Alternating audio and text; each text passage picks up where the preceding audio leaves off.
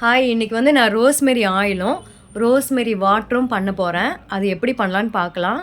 அதுக்கு முன்னாடி சப்ஸ்கிரைப் பண்ணிருங்க, லைக் பண்ணுங்க, ஷேர் பண்ணுங்க. வாங்க பார்க்கலாம்.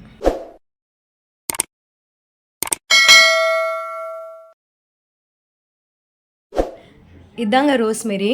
இது வந்து நான் லூலு மால்ல வாங்கினேன். ஆன்லைன்லேயும் வாங்கலாம், ஆனால் அது ட்ரையாக வருது. லூலு மாலில் வாங்கினீங்கன்னா கொஞ்சம் நல்லா ஃப்ரெஷ்ஷாக கிடைக்குது. நான் கிடச்சப்போ எனக்கு வாங்கிட்டு வந்துட்டேன். இது தாராளமாக நம்ம ஃப்ரிட்ஜில் வச்சு யூஸ் பண்ணலாம். ஹேர் க்ரோத்துக்கு நல்ல ஹெல்ப் பண்ணுதுன்னு சொல்லியிருக்காங்க. வாங்க எப்படி பண்ணலான்னு பார்க்கலாம். இப்போ ஒரு பேன் வச்சு அதில் நான் தண்ணி ஊற்றிருக்கேன். இப்போ இந்த கிண்ணத்தை அதில் வைக்கிறேன். கிண்ணத்தில் வந்து தண்ணிலாம் பார்த்துக்கோங்க. கிண்ணத்தில் தண்ணி இருந்தால் நம்மளுக்கு ஆயில் சீக்கிரம் கெட்டு போயிடும். கிண்ணத்தை நல்லா தொடச்சி வச்சுட்டு சிம்லேயே வச்சுக்கோங்க. தண்ணி கொதிக்கக்கூடாது, கொதிச்சா அதில் விழுந்துடும். இது வந்து செக்கில் தேங்காய் எண்ணெய். நல்லா இருக்குது, ஸ்மெல் இல்லை, ஒன்றும் இல்லை. நல்லா ப்யூர் செக்கில் ஆட்டின தேங்காய் எண்ணெய் எனக்கு கிடச்சது, நான் வாங்கிட்டேன். இது பார்த்திங்கன்னா செக்கில் ஆட்டின மட்டும் அந்த தேங்காய் எண்ணெயில் மட்டும் செய்யணும். இப்போ நம்ம ஆயில் ஊற்றிக்கலாம். ஆயில் ஊற்றிட்டு அளவாக ஊற்றிக்கோங்க, வெளியிலையும் வரக்கூடாது. இப்போ தேங்காய் எண்ணெய் ஊற்றியாச்சு. இப்போ நம்ம என்ன பண்ண போகிறோம், அந்த லீஃப் எடுத்து இதில் போடணும். இப்போ தண்ணி வந்து சிம்லேயே தான் நீங்கள் வச்சு பண்ணணும் மெயினாக.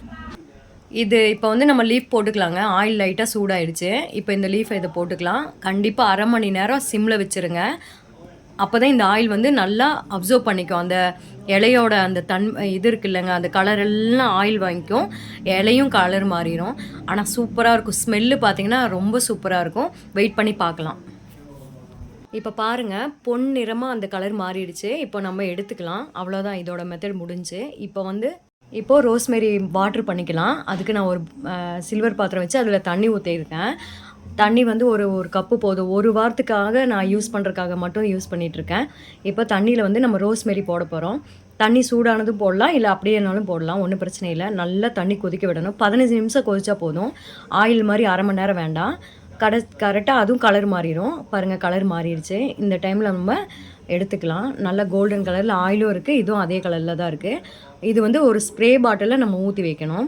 ஸ்ப்ரே பாட்டிலில் ஊற்றிட்டு நம்ம ஸ்ப்ரே பண்ணிவிட்டு அப்புறம் நம்ம குளிச்சிக்கலாம். ஒரு 1/2 ஹவருக்கு முன்னாடி நம்ம ஸ்ப்ரே பண்ணிவிட்டு போய் குளிச்சிக்கலாம். ஆயிலும் அப்படி தான், 1/2 ஹவருக்கு முன்னாடி நம்ம தலைக்கு தேய்ச்சிட்டு போய் நம்ம ஹேர் வாஷ் பண்ணிக்கலாம். ஷாம்பு வந்து மைல்டான ஷாம்பு போட்டு நீங்கள் வாஷ் பண்ணிக்கோங்க. இப்போ ஆயிலை வந்து ஃபில்டர் பண்ணிக்கலாங்க. இதோட நன்மைகள் என்னன்னு கேட்டிங்கன்னா, சொட்ட தலையிலையும் முடி வளரும்னு சொல்கிறாங்க. ஆனால் பெண்களுக்கு நம்ம வயதாக நம்மளுக்கு முடி கொட்டுற இது வரும். அப்போ வந்து நம்ம இதை யூஸ் பண்ணுறது நல்லதுன்னு நான் நினைக்கிறேன். ஏன்னா இதை பற்றி நான் தெரிஞ்சுக்கிட்டு தான் நான் இந்த ஆயிலே நான் பண்ணியிருக்கேன். நீங்களும் வேணால் சர்ச் பண்ணி பாருங்கள். இப்போ இந்த ஆயிலை நம்ம ஃபில்ட்ரு பண்ணியாச்சு. இன்னொரு விஷயம் என்னென்னு கேட்டிங்கன்னா, இது வந்து கர்ப்பிணி பெண்கள் யூஸ் பண்ணவே கூடாது. அதே மாதிரி பால் கொடுக்குற பெண்களும் யூஸ் பண்ணக்கூடாது. அதே மாதிரி கர்ப்பத்துக்கு ட்ரை பண்ணுறவங்களும் யூஸ் பண்ணக்கூடாது. ஏன்னு கேட்டால் இதோட பவர் அந்த மாதிரி இருக்குது. இது வந்து டாக்டரோட, இப்போ வந்து நம்ம டாக்டர்கிட்ட ஹேர் இதுக்காக நம்ம போயிருந்தால் நம்மளுக்கு வந்து மினாக்சிடில்னு ஒன்று கொடுப்பாங்க. அந்த மினாக்சிடிலுக்கும் இதுக்கும் சம்மந்தம் இருக்குது. இதுவும் ஒரே மாதிரி மருந்து தான். ஆனால் அது வந்து டாக்டரோட இது இல்லாமல் வாங்க முடியாது. இது வந்து நம்ம தாராளமாக பயமே இல்லாமல் யூஸ் பண்ணலாம். மெயினாக கர்ப்பிணி பெண்கள் இவங்களாம் யூஸ் பண்ணாதீங்க. ஆனால் சூப்பரான ரிசல்ட் கிடைக்கும்.